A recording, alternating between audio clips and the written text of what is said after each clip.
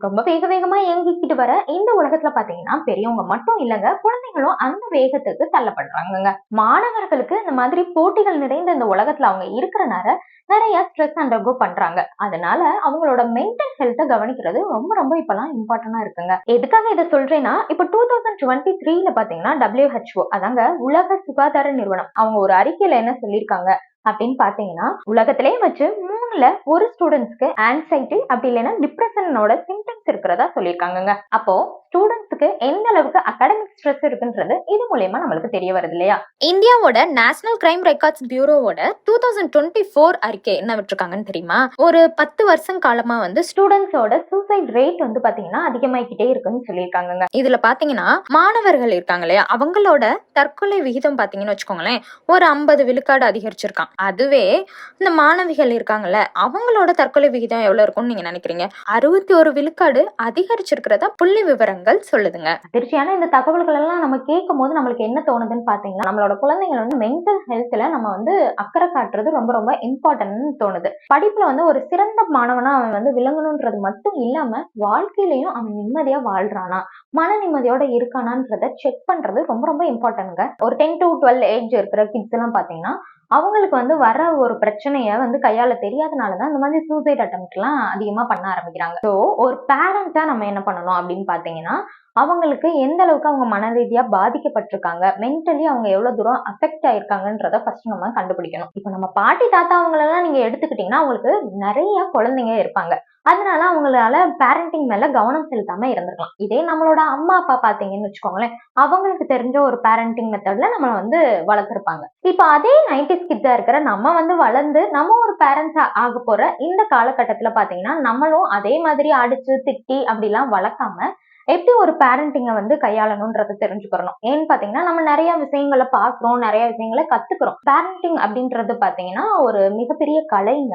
ஒரு குழந்தைய வந்து எப்படி டிசிப்ளினா வளர்க்கணும்ன்றது தெரியாதனாலதான் நம்மளும் நம்ம பேரண்ட்ஸ் பண்ணது, நம்ம தாத்தா பாட்டி பண்ண மாதிரி அதே ரிப்பீட்டடா வந்து குழந்தைய அடிக்கிறது, மிரட்டுறதுன்னு சொல்லி பண்ணிட்டு இருக்கோம். இது எல்லாத்தையும் ஸ்டாப் பண்ணிட்டு உங்க குழந்தையோட மென்டல் ஹெல்த் எப்படி இருக்கு அப்படின்றத நீங்க ஃபர்ஸ்ட் செக் பண்ணணும். உங்க குழந்தையோட மென்டல் ஹெல்த்ல ஏதாவது பிரச்சனை இருக்கா அப்படின்றத நீங்க எப்படி தெரிஞ்சுக்கலாம் அப்படின்னு பாத்தீங்கன்னா, அவங்களோட அகாடமிக் பெர்ஃபார்மன்ஸ்ல பாத்தீங்கன்னா ஏதாவது ஒரு மாற்றம் இருக்கும். அந்த மாற்றம் என்னன்றத நீங்க தெரிஞ்சுக்கணும். அசைன்மெண்ட் சப்மிட் பண்ணாம இருக்கலாம். அப்படி இல்லைன்னா பாத்தீங்கன்னா அவங்க ஃப்ரீக்வெண்டா வந்து கிளாஸ் போறத வந்து ஸ்கிப் பண்ணிக்கிட்டே இருக்கலாம். ரொம்ப வந்து பிரிஸ்கா ஆக்டிவா இருந்த குழந்தை வந்து சடனா இதெல்லாமே பண்ண ஆரம்பிக்கிறாங்க அப்படின்னும் போதே மென்டலி அவங்களோட ஹெல்த் வந்து அஃபெக்ட் ஆயிருக்குன்றத நீங்க தெரிஞ்சுக்கணும். இன்னொன்னு முக்கியமானது என்னன்னு பாத்தீங்கன்னா, இண்டிகேட்டிவ் சோசியல் வித்ட்ரால். அதாவது வழக்கமா நம்ம நடந்துகிட்டு இருப்பாங்க இல்லையா, பக்கத்துல நம்ம கூட பேசுவாங்க, அப்படி இல்லாட்டி நம்மளோட ரிலேட்டிவ்ஸ் கூட பேசுவாங்க, பக்கத்து வீட்டுல போய் விளையாண்டுட்டு இருப்பாங்க.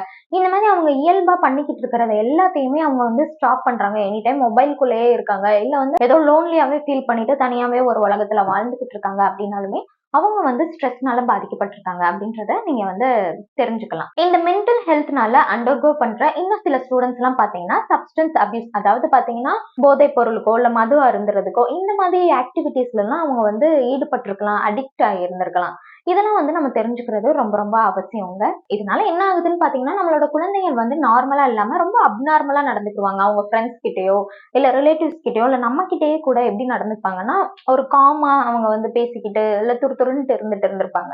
ஆனா அந்த மாதிரி டைம்ல என்ன பண்ணுவாங்கன்னு பாத்தீங்கன்னா, ரொம்ப கோவமாவோ ரொம்ப அக்ரெசிவா நடந்துக்குவாங்க. அந்த மாதிரி சப்ஸ்டன்ஸ் அபியூஸ்க்கு வந்து அவங்க அடிக்ட் ஆகுறாங்க அப்படின்னாலே அவங்களும் வந்து ஆன்சைட்டி டிப்ரெஷனோட அறிகுறி தான் இதுவும் கூடன்னு சொல்லி அமெரிக்கன் சைக்காலஜிக்கல் அசோசியேஷன் சொல்றாங்கங்க.